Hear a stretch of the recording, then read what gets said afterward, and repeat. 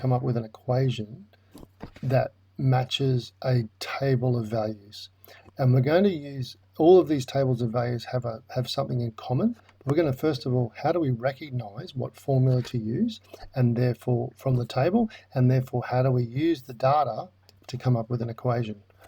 Why do we need an equation? Well, equation allows us to then predict future values. And what do I mean by future values? Well, looking at the first column table we've got here, you'll notice that we've got a couple of pieces of data missing. So we want to be able to predict if these are our x values. If I know when x equals 0, I know this data tells me that y is 12. When x is 1, y is 8, and so on. But I don't know what happens when x is negative 13. What value would go here? I don't know.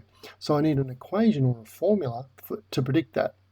But what kind of equation do I use? Now, all of the ones we're doing in these examples are all the same types of equations. But how do we know what that is? So first thing, we're looking for two clues. Clue number one is, are my x values consecutive? Now, they don't have to be consecutive, but it certainly helps us if they are. So we can see consecutive simply means that one number comes after the other. So we've got 0 to 1 to 2 to 3. That means they're consecutive. So that's first tick. Second tick is we have a look at our y values. Now, if our x values are consecutive, or at least the same distance apart, so these are all one tick apart, 1 unit apart.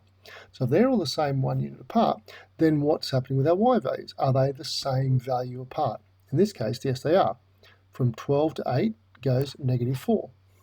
And then so that's negative 4, that's a step of negative 4. And then if I go from 8 to 4, that's also negative 4. From 4 to 0, negative 4. From 0 to minus. And then from 0 to 2, well, that number's actually wrong. So I need to fix that. I've only just realised that moment. So that should actually say negative 4. So I'm going to ask you to check and fix that for me on yours. Okay, so that should be negative 4. Good. Whew, just realised that then. All right, so we've got consecutive values and we've got the same step as we change from our y values. That means that it's going to be linear. That's the conditions. So if it's linear, then we use that formula that we learned earlier, where we have y equals, so it allows us to work out what our y value is. If I know an x value, then the c is where it starts. So we're always looking for where does x equal 0. In this case, that value is 12. So my first equation is going to be y equals starting point. So I start at 12, when x equals 0, that's where I start. And then the m, the coefficient of x, the number that I'm going to multiply the x by. So as I change every x value, what am I multiplying it by? So I go from 0 to 1, negative 4. So I'm going to,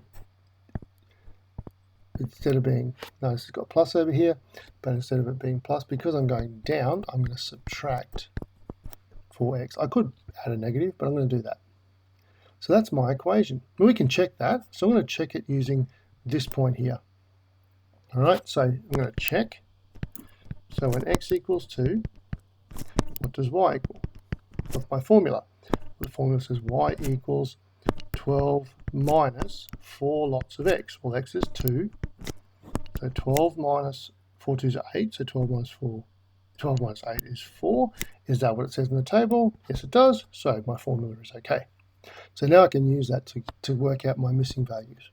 So I get my calculator. So my formula is 12 minus 4 times, and my number is negative 13, so negative 13 equals 64. So that number is going to be 64. And then I'll do the other one. So it's going to be 12 minus 4 times 24. And I get negative 84. Negative 84. Okay, so that is the first table.